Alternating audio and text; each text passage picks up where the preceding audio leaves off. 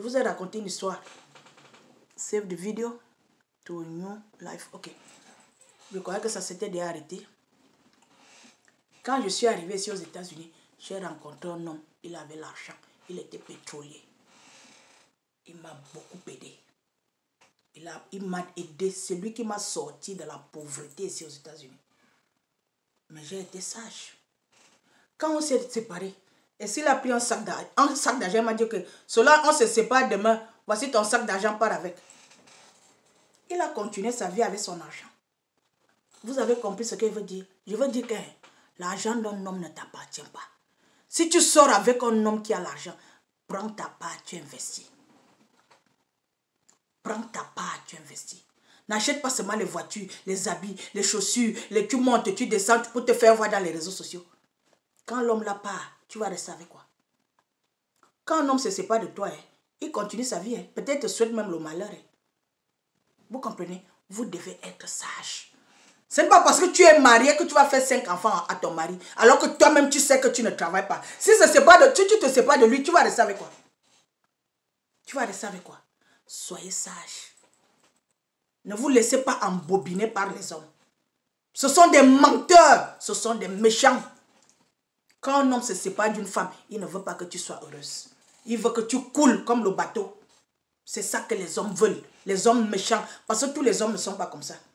Les hommes méchants, ils veulent que quand ils se séparent de toi, qu'ils entendent que celle-là, elle a eu une dépression, elle est folle. J'ai déjà beaucoup parlé aujourd'hui. Vous savez, moi, je n'aime pas faire les longues vidéos.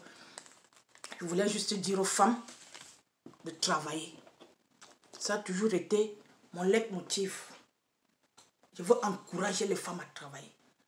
Parce que j'ai été sauvée dans cette vie à cause du travail. Oui. À cause du travail. Si je ne travaillais pas, je ne sais pas où je serais. Malgré que je suis mariée, je continue à travailler. Oui. Parce que je veux être productive dans la société. Je ne veux pas être inutile. Vous comprenez un peu ce que je veux dire? Il faut être productif. Il faut apporter quelque chose dans une société. Nous sommes dans un pays comme le Cameroun. Vous savez qu'il n'y a pas le travail au Cameroun, mais vous continuez à faire beaucoup d'enfants. Je parle aux femmes qui sont enceintes aujourd'hui. Toi qui es là, tu sais que la vie est difficile au Cameroun, n'est-ce pas? Tu sais que les denrées alimentaires coûtent cher, n'est-ce pas?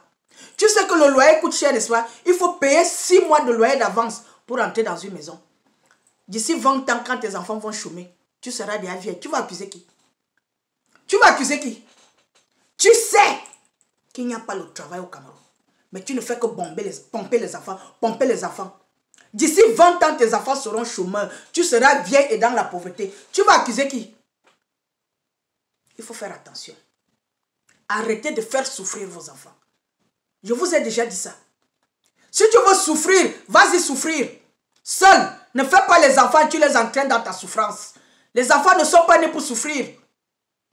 Ils ne sont pas nés pour souffrir. Vous devez arrêter le bordel maintenant. Arrêtez de faire les enfants aux hommes. On ne fait pas les enfants aux hommes. On fait les enfants parce qu'on est capable de s'en occuper. Je suis fatigué de vous le dire. Ça fait 2 ans que je vous le dis. D'arrêter de faire souffrir vos enfants. Il est déjà temps que le Cameroun commence à enfermer les mamans. Quand on voit un enfant traîner dans la rue, on attrape ses parents, on les met en prison. Je pense que nous allons... Le gouvernement camerounais doit penser à ça. Parce que vous faites souffrir vos enfants. Vous couchez avec les hommes quand vous êtes sous. Les hommes vous abandonnent avec les enfants. Et ces enfants traînent partout. Les enfants traînent dans les marchés. Ils traînent dans les rues, on les viole n'importe comment. Il est temps qu'on commence à vous enfermer. Parce que vous êtes des parents irresponsables. Vous allez dire on ne travaille pas, on n'a pas l'argent. Avant de concevoir, tu ne savais pas que tu ne travailles pas. Vous partez boire l'alcool, vous couchez avec les hommes n'importe comment. Et ce sont les enfants qui souffrent. N'importe quoi. Vous devez vous responsabiliser, ok? Vous aimez la vie facile. Vous ne pouvez pas aussi aller être bayam salam comme les autres enfants. N'importe quoi. Ok les gars, je vous aime, portez-vous bien, bye bye.